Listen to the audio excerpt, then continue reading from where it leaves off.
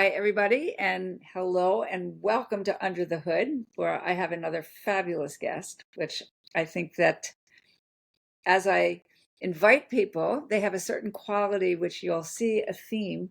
And Mark is actually one of those really special people that shows exactly what I'm looking for in terms of leadership and the things that you might, because everything comes from the top, everything, goes like this.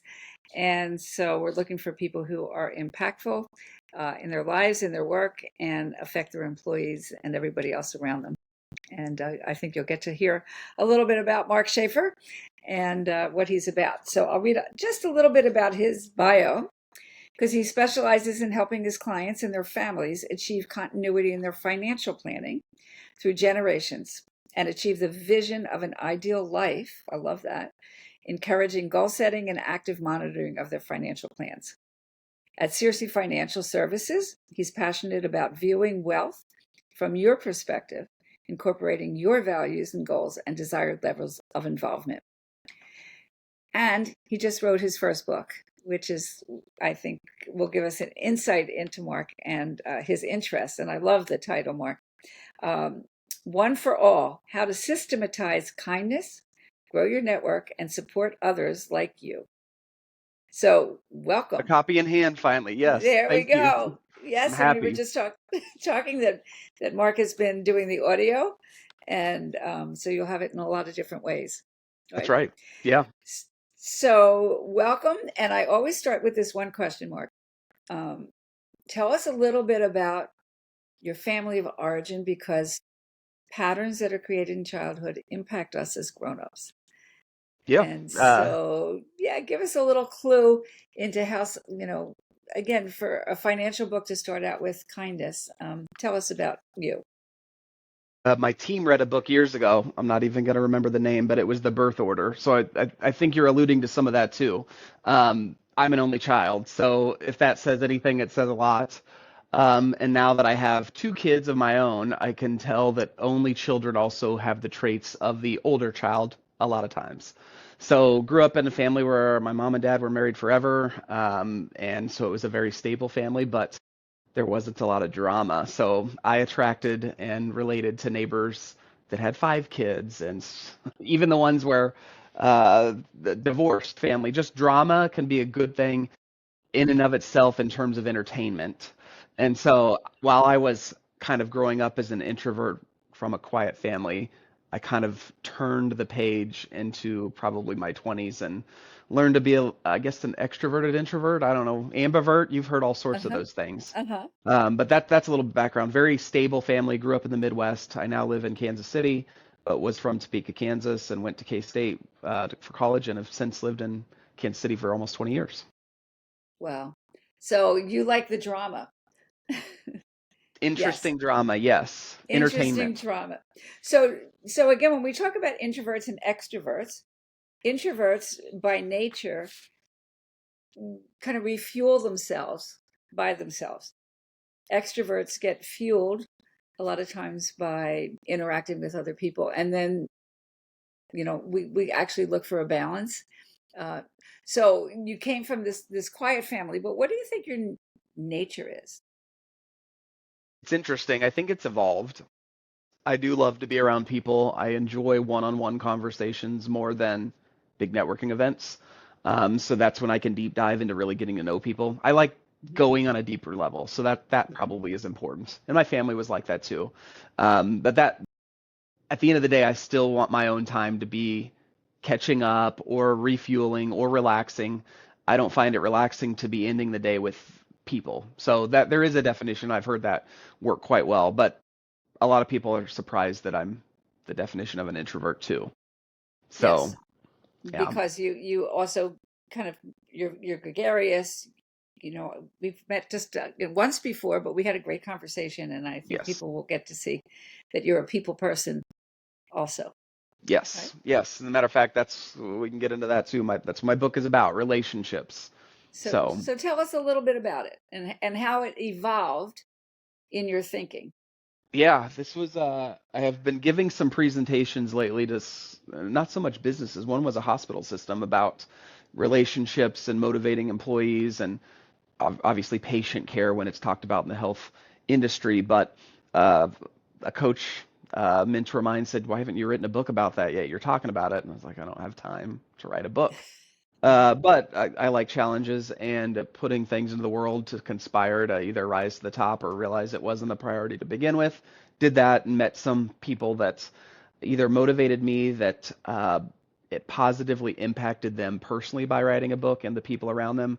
And there's people that will help you do that. So I won't, I'll admit that I had a writing coach. She helped me with things that I'd never done before, Hmm. helped orchestrate the organization of what's up here into Yes, pages. yes, So what I thought was a 10-year goal has become a 1-year goal. But the underlying theme has always stayed the same.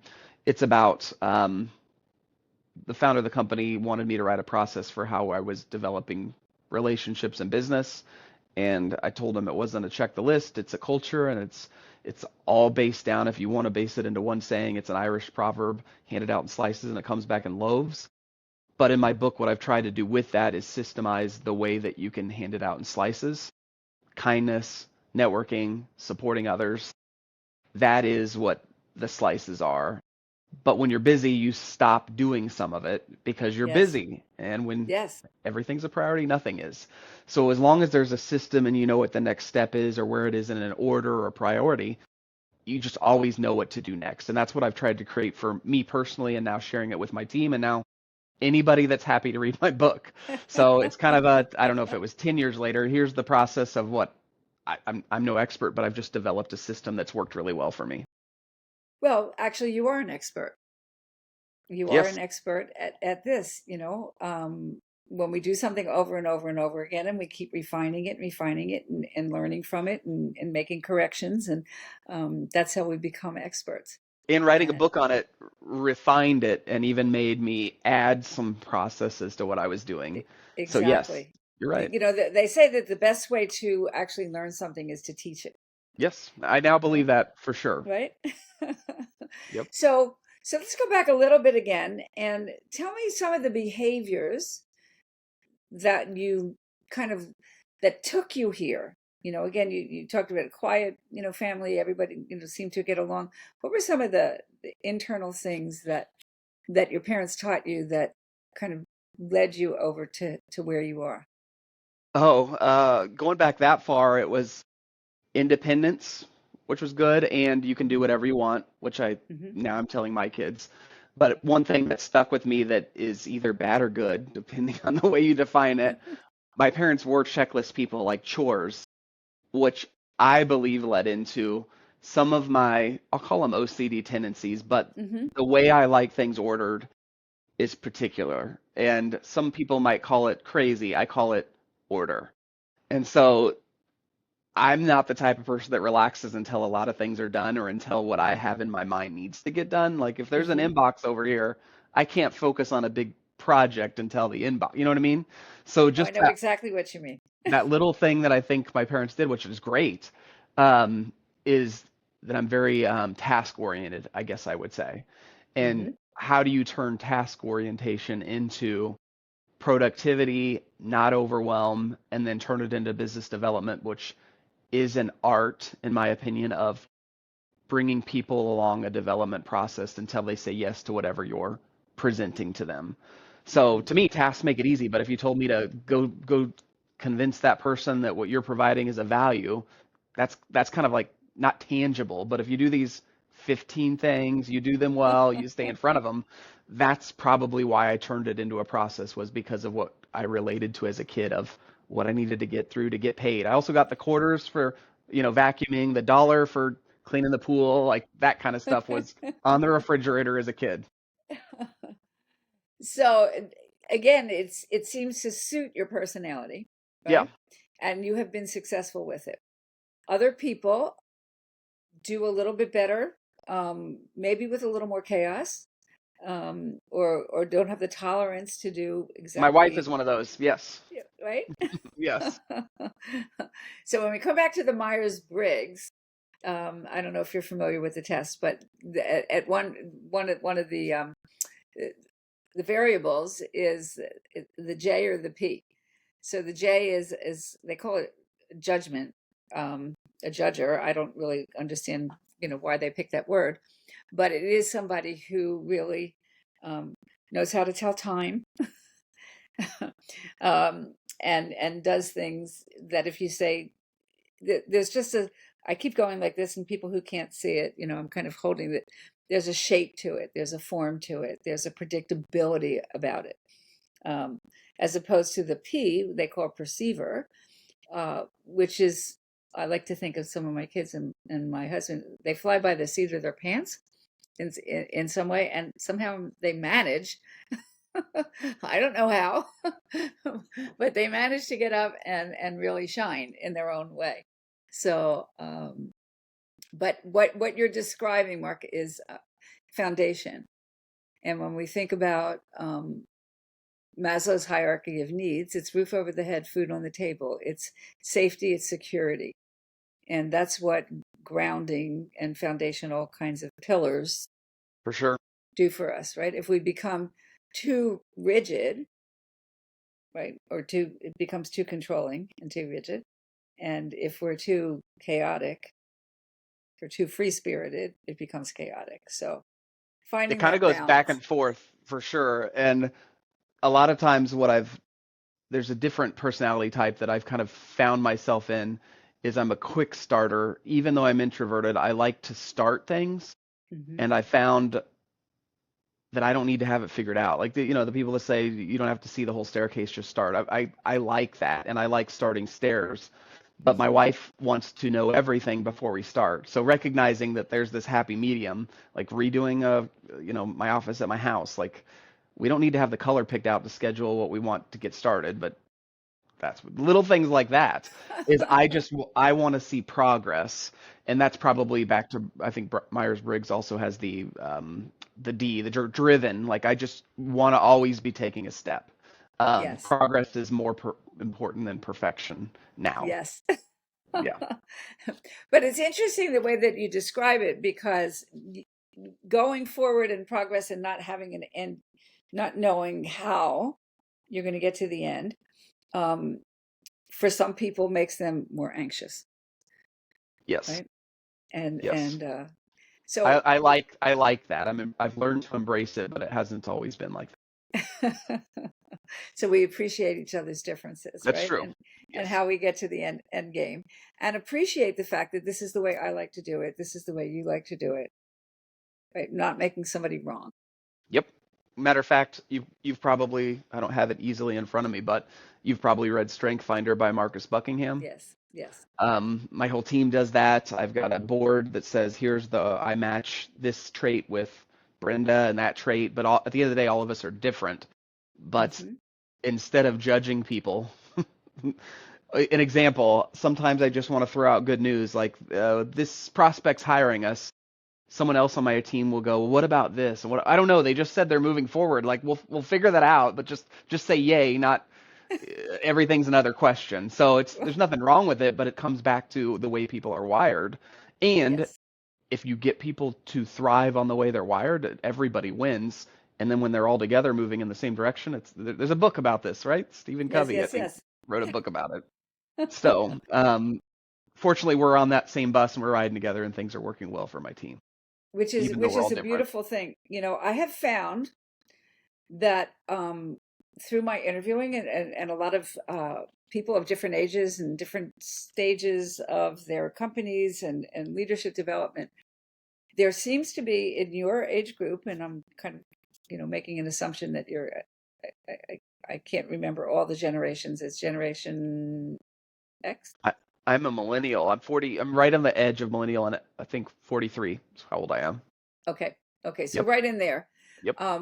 You seem to have a sense, which makes good common sense to me, is that you care about your people, and these are the kind of leaders that we want to develop. And one of the reasons that I do this podcast, I that love it. it makes sense that if you take care of your people, and yet there's so many companies that don't. And we talk a lot about people don't leave their companies, they leave their managers. Have you ever had that experience where you wanted to go someplace else? I've been here 19 years, and no, but I'll relate to that. I'll tell a story about it. It reminds me of the quote, "People will forget what you said or what you did, but they'll never forget the way you made them feel." I think that's Maya Yes. Angelou. Yes. So I kind of try and live in that regard too. But yes, there was a time where there was shiny objects other places for me personally and probably for my team. So Mm-hmm. what's most important to me in those situations is, if someone's going to go, they're going to go. You can't save them, but you got to provide a place that they feel happy and content and confident enough to know that if something could be better, they're willing to try it. I don't want to keep people here that don't feel like they should be here. But if I can create, and by I mean we, there's a team of us, can create an atmosphere where why would they look anywhere else? Another story I'll tell, we've got some remote employees, and one, um, I'm like, maybe you should get involved in the Financial Planning Association of Utah, where you're located in Mm-hmm. Kansas City. A part of you is like, well, they're going to meet other great people in the city they live that are recruiting young financial planners. But a part of me was, that was me 15, 20 years ago at the same company. And I met mentors, I met other companies, and yes, I had other opportunities. But if it's the right person, like I was, like I believe this person is, they'll go, they'll take good ideas, they'll bring them back, they realize they Mm-hmm. have it good, and it will reinforce why they want to stay a part of it instead of That's trying right. to shelter your people. You know what I mean? Oh, I do know exactly what you mean. And it's giving people the freedom to make their own choices, right? And at the same time, and again, you're just bringing up so many really, really important things that you may take for granted and other people may, but we don't want to take them for granted. That you want to make. I have somewhere in my marketing, talking about leadership, that you want people to say, "This is the best boss I ever worked for in my entire life. Why would I leave?"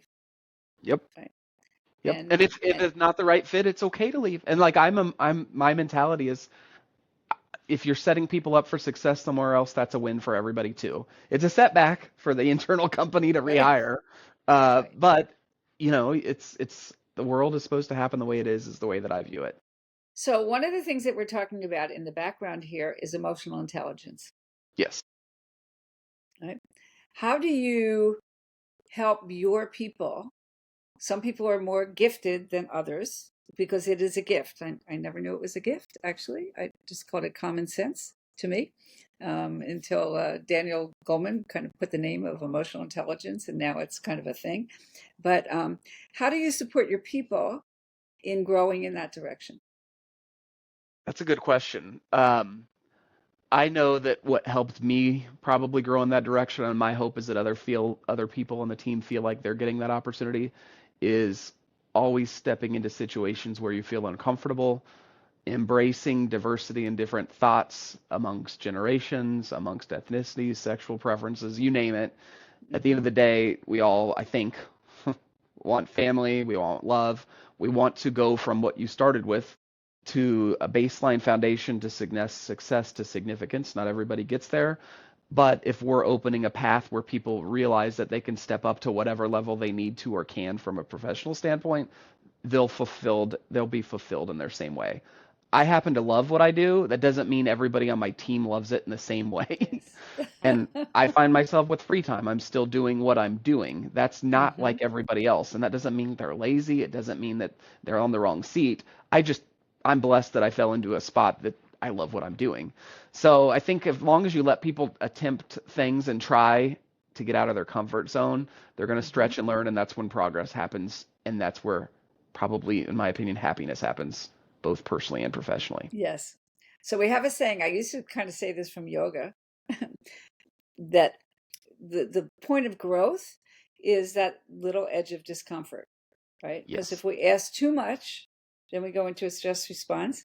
And if we don't ask enough, then no, people don't grow. What did the founder of our company used to say it this way? We're not on the bleeding edge, we're on the cutting edge. Right. Meaning you're just far enough along where it's not Right. bad, but you're still moving forward, right? Exactly. Exactly. So let me ask you another question, Mark. What were some of the kind of behaviors or patterns that you actually had to take a look at that didn't work so well for you? that Yeah. in your growth. Uh, Saying yes to everything. So I encourage it, but only up to the extent that it's something you like to be a part of. Hmm.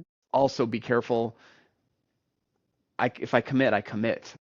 Hmm. So if you commit to 10 things, you can only do two, then you're not really committed. The everything's a priority, nothing's a priority mindset doesn't work. So while I encourage everybody in life to try things, I've become more cognizant of saying no. And there's a saying for that too. Successful people say no. The difference between successful people and really successful people is really successful people say no most of the time. And now that I'm in this different state of career, I call it mid-career, I understand what that means because now I have the opportunity to say yes when the very important thing does come up. Where in my 20s, this is why I didn't get married till I was in my 30s because it wasn't time for that, and it became a priority in my 30s, and it's worked out really well. Yes, so many lessons. So let me just ask you that this is the one that I kind of always love to ask as well. What are your biggest challenges? Things are going well, but what are the things that keep you up at night and that really kind of Yeah, challenge your thinking? I think that I always struggle with this, and is am I doing enough? And part of me is hired a life coach 10 years ago. Still work with her; she's wonderful. But the life wheel, like you have spirituality, you have finances, you have relationships, family, all of that. Um, for some reason, in my problem, I think they all need to be tens, right? Mm, That's almost right. unrealistic expectations. Not almost. Yes, yes.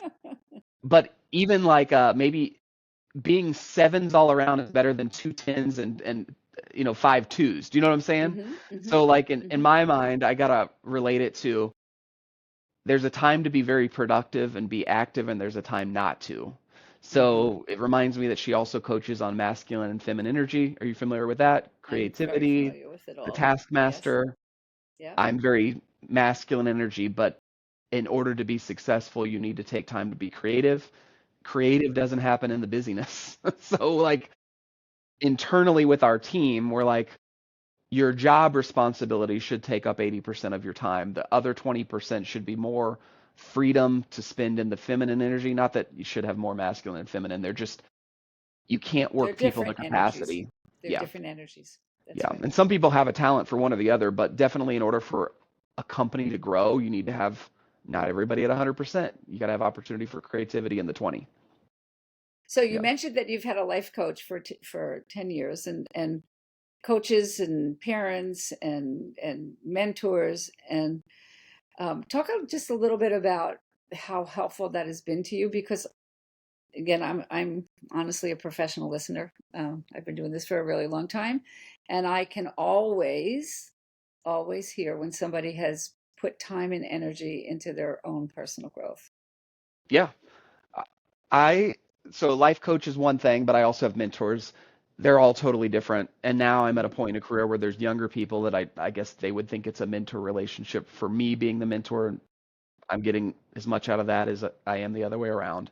But I think that you got to get you know, I enjoyed getting a life coach that told me that I am doing enough. What's in it for you long term? Are you going to wake up in 10 years alone and wonder why you weren't sharing your success with somebody else?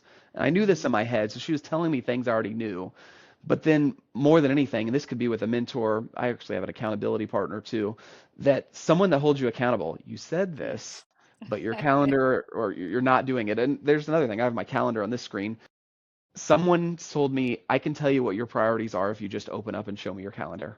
And it's so true. I It's so wasn't true. filling it with thinking time. I wasn't, you can see there's block time for no meetings tomorrow. I need that. But it's interesting because what gets done is what is on my calendar. So Yes. that includes personal time, spending time with family, the dating that I'm still doing with my wife. So that's, I guess, a full circle in my 20s, I wanted it to be full, have no time for downtime, but that would have been I would have woke up one day and not been where I wanted to be. Hmm. So I don't know if that I answered your question, Yeah, but no, but because really what you're saying is we have to pay attention. It's being mindful. And if we're on automatic all the time, then we miss so much. We have miss you the read relationship. Sahil Bloom wrote a book this year called The Five Types of Wealth. And the one type of wealth that we're talking about mostly here is time wealth, right? Hmm. So Right. at one point in my life, I didn't have any time wealth. But what really hit me in the book was he lived on the West Coast. His parents were from the East Coast. And so he wasn't seeing them as much. He had his first son. I think he only has a son. But he goes, if you do the math, your parents are 75. You're seeing them once a year. You might only see them six more times in your life in that example. And in my mind, I have little kids, and their Halloween costumes came yesterday, and of course they tried them on a month early, and I'm thinking, what are they doing? But I might only have seven of those where they're actually excited to get in these Halloween Yeah. costumes, but it feels like, oh, it's busy. Don't let them try them on. It's gonna be a mess. And then I'm just like, Yes. you need to embrace it because time wealth and time in general is fleeting, and if you don't slow Absolutely. down enough to enjoy it, and I'm not perfect at this, so it's something that needs to be practiced. My wife will tell you I need to practice more, but as long as it's cognizant, I think it can be a practical application in a well-lived Yes. life. Yes. Yeah. Well, you give great examples of your core values and the things that drive you, as a husband and a father and a business person and a manager of other people. And these are all really give us hope, Mark, for the future, because we need people like you. We really do. Um, and so I encourage you to keep sharing and growing and working with those issues that, life is a continuous learning experience, Yep. right? Yep. You never know who you're going to meet. Now, I say this quote in all my podcasts, and I haven't said it in this one yet, but the difference between who you are now and in 10 years can be found in the people you meet and the books you read. So always be doing those two things, and you'll be surprised at how much it changes your trajectory. Absolutely. And tell us one more time how we can find you and your book.